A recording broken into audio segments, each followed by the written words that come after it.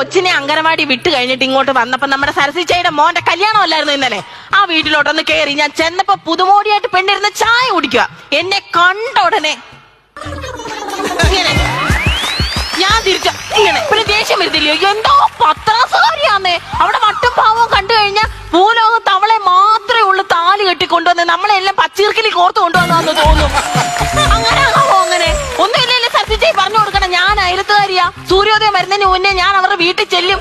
നുണയും കൊതിയൊക്കെ ഞാൻ പറഞ്ഞു വേണം ഇനി അറിയാൻ. അങ്ങനെ ഒരു ബഹുമാനം എനിക്ക് തരണം. അതില്ല. ചായ കുടിച്ചത് വല്ല കപ്പും സോസും എടുത്തോണ്ടോ ഒറ്റ പോക്ക് എന്ന ഒരാള് വീട്ടിലോട്ട് ചെല്ലുമ്പോ ചായ വേണോ കുടിക്കുന്നോ അങ്ങനെ ഒരു മര്യാദ എനിക്ക് വേണ്ട. ഇവര് തന്നാലും പറഞ്ഞോണ്ട് നടക്കും. പക്ഷെ ഞാന് സുമതി ഇന്നലെ വീട്ടിലോട്ട് വന്ന് ഞാൻ ചായ കുടിച്ചോണ്ടിരിക്കുക. സുമതി ചായ വേണോ നിനക്ക്? വേണ്ടാന്ന് അവള് പറഞ്ഞു. 1000 തവണ അവള് പറഞ്ഞു. പക്ഷെ ഞാൻ കൊടുത്തു. ഞാൻ എന്നിട്ട് ഞാൻ പറഞ്ഞോണ്ട് നടന്നില്ല ഞാൻ കുടിച്ചെന്റെ ബാക്കി ചായ കൊടുത്തേന്ന്. ആ ശീലം എനിക്കില്ല. അതുപോലെ ഇന്ന് രാവിലെ ഞാൻ ദോശ കഴിച്ചോണ്ടിരുന്നപ്പോ സുഹാസിനി ഇങ്ങോട്ട് വന്നു. ഞാൻ പറഞ്ഞു, സുഹാസിനി ദോശ വേണോ? ദോശ കഴിക്ക് നീ. നാമുള്ളവരാണെങ്കിൽ വേണ്ടാന്ന് പറയും. പക്ഷെ ഒറ്റയടിക്ക് അവള് വേണോന്ന് പറഞ്ഞു. അല്ല ഇങ്ങനെയുള്ള പെണ്ണുങ്ങളുണ്ടോ? ഇങ്ങനെയുള്ള അല്ല ഇങ്ങനത്തെ പെണ്ണുങ്ങളുണ്ടോ? അയ്യോ